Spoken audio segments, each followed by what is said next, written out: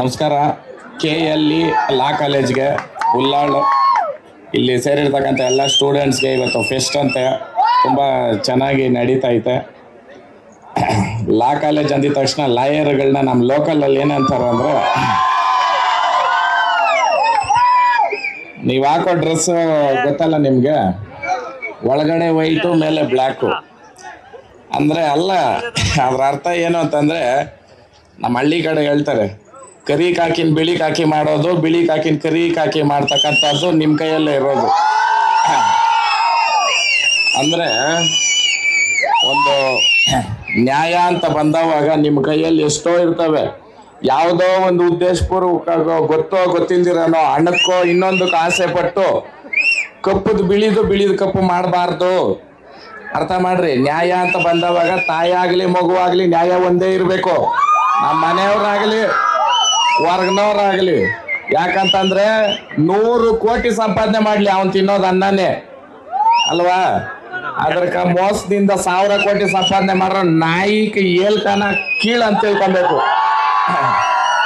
ಯಾಕಂದ್ರೆ ನೀವು ಒಂದು ನ್ಯಾಯಬದ್ಧ ಸ್ಥಾನಕ್ಕೆ ಹೋದವಾಗ ಕೆಲವೊಂದು ಆಮಿಷಗಳು ಬರ್ತವೆ, ಕೆಲವೊಂದು ಯಾವ್ದಾವ್ದೋ ಸೀಟ್ಗಳಿಂದನೂ ಫೋನ್ಗಳು ಬರ್ತವೆ.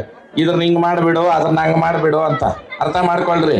ಯುವಕರು ಇದ್ದೀರಾ, ಯುವತಿಯರು ಇದ್ದೀರಾ, ಪ್ರತಿಯೊಬ್ರು ಲಾ ಅಂದಿದ ತಕ್ಷಣನೇ, ಒಂದು ಲಾಯರು ಅಂದಿದ ತಕ್ಷಣನೇ ಗೌರವ ಕೊಡ್ತಾರೆ ಕೆಲವರು ಅಲ್ವಾ.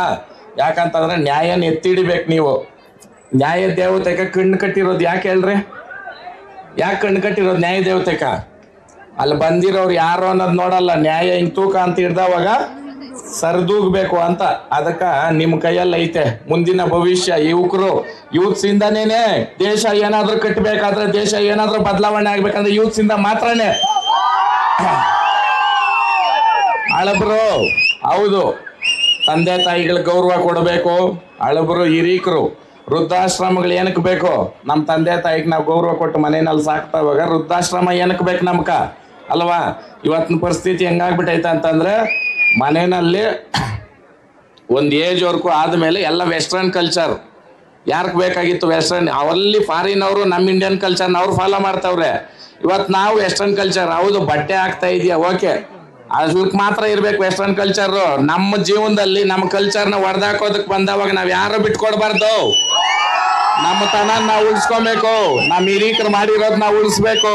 ಆ ಕಾರಣಕ್ಕೆ ಇವತ್ತು ನೀವೆಲ್ಲ ಮುಂದಕ್ಕೆ ದೊಡ್ಡ ಲಾಯರ್ಗಳಾಗ್ಬೋದು, ಕ್ರಿಮಿನಲ್ ಲಾಯರನ್ನಾಗ್ರಿ, ಇಲ್ಲ ಯಾವ್ದನ್ನಾಗ್ರಿ, ಬಟ್ ಸಮಾಜಕ್ಕೆ ಒಳ್ಳೇದು ಮಾಡ್ರಿ. ಸಮಾಜಕ್ಕೆ ಮಾಡ್ದಿರೋದ್ರು ನಿಮ್ಮ ಆತ್ಮಕನ್ನ ನೀವು ಮಾಡೋ ಕೆಲಸ ನೇರವಾಗಿರ್ಬೇಕು.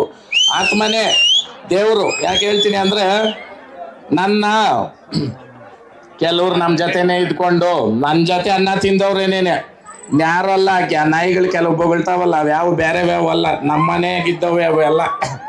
ಅದಕ್ಕೆ ಏನು ಹೇಳ್ತೀನಿ ಅಂದ್ರೆ, ಭಗವಂತನ ಕೆಡಿಸ್ಬೇಕು, ನಾವು ಕೆಡಬೇಕು ಅಲ್ವಾ. ಯಾರು ಏನು ಮಾಡಕ್ಕಾಗಲ್ಲ. ಹರಿಯೋ ನೀರು ಇದು ಸಮುದ್ರ. ತಾಕತ್ತಿದ್ರೆ ಈ ಜೋಡಿ, ಇನ್ ತಾಕತ್ತಿರೋರ್ಗೂ ಹೊಡಿ.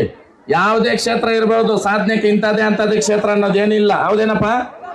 ನಮ್ಮೂರಲ್ಲಿ ಪಿಟ್ ಎತ್ತಾನೆ. ಪಿಟ್ ಅಂದ್ರೆ ಗೊತ್ತಲ್ಲ, ಸ್ಯಾನಿಟ್ರಿ. ಅವನ್ ತಿಂಗಳಿಗೆ 5 ಲಕ್ಷ ಸಂಪಾದನೆ ಮಾಡ್ತಾನೆ. ಅರ್ಥ ಆಯ್ತಾ? ದುಡ್ಡು ನಾಯಿ ಕೂಡ ಸಂಪಾದನೆ ಮಾಡ್ತದೆ. ಕೋಟ್ಯಾಂತರ ರೂಪಾಯಿ ನಾಯಿಗಳವೆ ಅಲ್ವಾ. ಆ ಕಾರಣಕ್ಕೆ ಗೌರವ ಅನ್ನೋದು ನಾವು ಗಳಿಸ್ಬೇಕು. ಆ ಕಾರಣಕ್ಕೆ ನೀವೆಲ್ಲರೂ ನಿಮ್ಮ ಜೀವನದಲ್ಲಿ ಬಸವೇಶ್ವರನು ಆಯುಸ್ ಆರೋಗ್ಯ ಕೊಟ್ಟು ಕಾಪಾಡಲಿ, ಎಲ್ರಿಗೂ ಒಳ್ಳೇದಾಗಲಿ. ಇಲ್ಲಿ ಕರ್ಸಿರ್ತಕ್ಕಂಥವ್ರಿಗೆ ಎಲ್ರಿಗೂ ಸಮಯ ಇನ್ನ 4 ಫಂಕ್ಷನ್ ಐತೆ. ನಿನ್ನೆ ನನ್ನ ಬರ್ಡೇ ನಿದ್ದೆ ಇಲ್ಲ.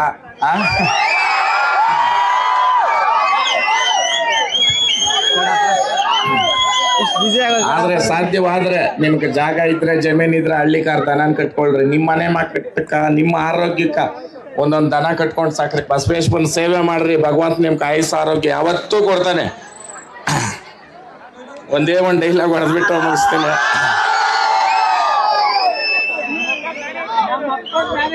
ಕಿಚ್ಚಿಲ್ದಿರ ಹೋದ್ರೆ ಬಚ್ಕಿಳಕ್ಕೂ ಲಾಯಕ್ಕಿಲ್ಲ ಅಂತ. ಕಿಚ್ಚಿರ್ಬೇಕು ಏನ್ರ ಮೇಲೆ ಅಂದ್ರೆ, ಬದುಕಿ ಬಾಳೋದ್ರ ಮೇಲೆ ಇರ್ಬೇಕು, ಇನ್ನೊಬ್ಬನ ಕೆಡ್ಸೋದ್ರ ಮೇಲಲ್ಲ. ಇನ್ನೊಬ್ಬನ ಕೆಡ್ಸಕ್ ಹೋದ್ರೆ ನಾವೇ ಕೆಟ್ರಿ. ಆ ಕಾರಣಕ್ಕ ಜ್ಯೋತಿ ಯಾವತ್ತೂ ಉರಿಯೋದು ಏನಕ್ಕ ಅಂತಂದ್ರೆ, ಒಂದು ಮನೆ ಬೆಳಗಾಕ ಇನ್ನೊಂದು ಸರ್ವನಾಶನ ಮಾಡಕ್ ಅವನ್ನೇ ಸುಟ್ಟಾಗ್ತದೆ.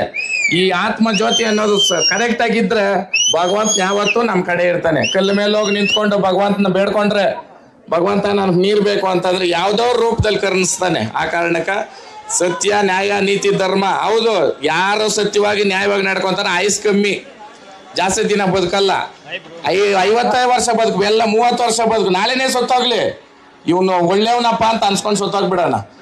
500 ವರ್ಷ 100 ವರ್ಷ ಇನ್ನೊಬ್ಬನ ಮೋಸ ಮಾಡಿ ಇನ್ನೊಬ್ಬನ ತಿಂದು ಅವನ ಹಂಗೆ ಇವಳು ಹಿಂಗೆ ಅನ್ಕೊಂಡು ಏನಕ್ಕೆ ಬದುಕಿ ಏನು ಪ್ರಯೋಜನಪ್ಪ? ಬೋನಾಗ ಹಾಕಿ ನಾಯಿನ 1000 ವರ್ಷ ಸಾಕಿದ್ರೆ ಏನು ಹುಲಿ ಆಗಿ ಒಂದೇ ದಿನ ಹೋಗ್ಬಿಡೋಣ ಬಿಡು ಅಲ್ಲ.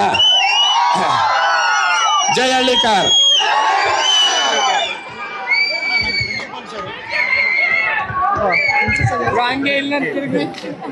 ಪ್ರಿನ್ಸಿಪಲ್ ಚೆನ್ನಾಗಿರುತ್ತೆ ನಿಜ, ತುಂಬಾ ಕಾಮಿಡಿ ಇರುತ್ತೆ. ಏನಿಲ್ಲ, ಗಾಯ ಆಗಿದೆ ಅಷ್ಟೇ. ಎಲ್ಲರಿಗೂ ನಮಸ್ಕಾರ. ಇಲ್ಲಿ ಸೇರಿಕಂತ ನನ್ನ ಗೆಳೆಯರಿಗೆ, ಶಿಕ್ಷಕರಿಗೆ, ಪ್ರಾಂಶುಪಾಲರಿಗೆ ಹಾಗೂ ವರ್ತೂರಣ್ಣಂಗೆ ವಾಣಿಜ್ಯ ನಗರಿ 3.0ಗೆ ಸ್ವಾಗತ ಸುಸ್ವಾಗತ. ಈ ಸಿಚುವೇಶನ್ ಅಲ್ಲಿ ನಾನು ಒಂದೇ ಹೇಳಕ್ ಇಷ್ಟಪಡ್ತೀನಿ, guys, Varthur Santosh is here. Varthur Santosh ಅವರು ವಾಣಿಜ್ಯ ನಗರಿ 3.0ಗೆ ಬಂದಿದ್ದಾರೆ. ಇಷ್ಟು ದಿವಸ ನಾವು ಕಾಯ್ತಿದ್ವಿ, ಬರ್ತಾರ, ಯಾವಾಗ ಬರ್ತಾರೆ, ಬಂದ್ರೆ ಚೆನ್ನಾಗಿರುತ್ತೆ ಅಲ್ವಾ, ಬರ್ತಾರ ಇಲ್ವಾ ಅಂತ. ಇವತ್ತು ಬಂದಿದ್ದಾರೆ. ಈ ಸಂದರ್ಭದಲ್ಲಿ ನಾನು ಒಂದು ಹೇಳಲೇಬೇಕು, ಅವ್ರನ್ನ ಇನ್ವೈಟ್ ಮಾಡಕ್ ಹೋಗಿದ್ದಾಗ ಸ್ಟೂಡೆಂಟ್ಸ್ ಬಂದಿದ್ದಾರೆ ಅಂತ ಅವರೇ ನಮ್ಮನ್ನು ಕರೆದಿ ಮಾತಾಡಿಸಿ ಹಾಗೂ ನಮಗೆ ಚೆನ್ನಾಗಿ ಟ್ರೀಟ್ ಮಾಡಿ ಇವತ್ತು ಬಂದಿದ್ದಾರೆ. ಲಾಸ್ಟ್ ಸ್ಟೂಡೆಂಟ್ಸ್ಗೆ ಸಪೋರ್ಟ್ ಮಾಡಬೇಕು ಅಂತ ಬಂದಿದ್ದಾರೆ.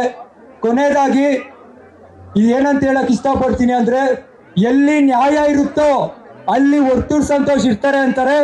ಹಂಗೆ ಎಲ್ಲಿ ನ್ಯಾಯ ಇರುತ್ತೋ ಅಲ್ಲಿ KLE ಲಾ ಕಾಲೇಜ್ ಅವರು ಇರ್ತಾರೆ ಅಂತ ಹೇಳಕ್ ಇಷ್ಟಪಡ್ತೀನಿ. ಇದನ್ನು ಹೇಳ್ತಾ ವರ್ತೂರ್ ಸಂತೋಷ್ ತುಂಬಾ ಥ್ಯಾಂಕ್ಸ್ ಬಂದಿದ್ದಕ್ಕೆ, ನಮ್ಮ ಬೆಲೆಗೆ, ನಮ್ಮ ಮಾತಿಗೆ ಸ್ವಲ್ಪ ಬೆಲೆ ಕೊಟ್ಟು ಬಂದಿದ್ದಕ್ಕೆ ಹಾಗೂ ತುಂಬಾ ಥ್ಯಾಂಕ್ಸ್ ಸರ್. ನಮ್ಮ ಪ್ರಿನ್ಸಿಪಲ್ ಸರ್ ತುಂಬಾ ಸಪೋರ್ಟ್ ಮಾಡಿದ್ರು. ಹಾಗೆ ನಮ್ಮ ವಾಣಿಜ್ಯ ನಗರಿ ಕಿಂಗ್ ಜಯಂತ್ ಸರ್, ನೀವು ಮಾಡ್ತೀರಾ ಮಕ್ಕಳ ಹೋಗಿ ಅಂತ ಹೇಳಿದ್ರು. ಹಾಗೂ ನಮ್ಗೆ ತುಂಬಾ ನಿಮ್ಮ ಮೇಲೆ ನಂಬಿಕೆ ಇದೆ ಅಂತ ಕಳಿಸಿದಕ್ಕೆ ಇವತ್ತು ವರ್ತೂರ್ ಸಂತೋಷ್ ಅಣ್ಣ ಇಲ್ಲಿ ಕೂತಿದ್ದಾರೆ. ಹಾಗೂ ನಮ್ಮ ಕೋಆರ್ಡಿನೇಟರ್ ಮನೋಜ್ ಕುಮಾರ್ ಸರ್ ತುಂಬಾ ಥ್ಯಾಂಕ್ಸ್, ಯಾವಾಗ್ಲೂ ನಮ್ಮನ್ನು ಗೈಡ್ ಮಾಡ್ಕೊಂಡು ಬಂದಿದ್ರು. ಇದನ್ನ ಹೇಳ್ತಾ ನಾನು ಮುಗಿಸ್ತಾ ಇದ್ದೀನಿ. ಜೈ ಹಳ್ಳಿಕಾರ್, ಜೈ ಹಳ್ಳಿಕಾರ್, ಜೈ ಹಳ್ಳಿಕಾರ್, ಜೈ ಕರ್ನಾಟಕ ಮಾತೆ, ಜೈ ವಾಣಿಜ್ಯ ನಗರಿ. ಸೊ ಇಲ್ಲಿದ್ದ ಡ್ಯೂರೇಷನ್, ಇವರಿದ್ದ ಡ್ಯೂರೇಷನ್ 8 ನಿಮಿಷ. 8 ನಿಮಿಷದಲ್ಲಿ ಹೋಗೋಣ. ಅದೇನಿದೆಯೋ ಇಸ್ಕೊಂಡು ಬರೋಣ ಆಚೆ. ಸರಿ, ಅಷ್ಟೇ ಅಲ್ಲ. ಹಾಯ್, ಎಲ್ಲ ಟೈಮ್ ನಿಮ್ಗಿರೋ ಲೈಫೇ ನಮಗೂ ಅದೇ. ನಾನು ರೆಕಾರ್ಡ್ ಮಾಡ್ತೀನಿ, ನೀವು ರೆಕಾರ್ಡ್ ಮಾಡ್ತೀನಿ.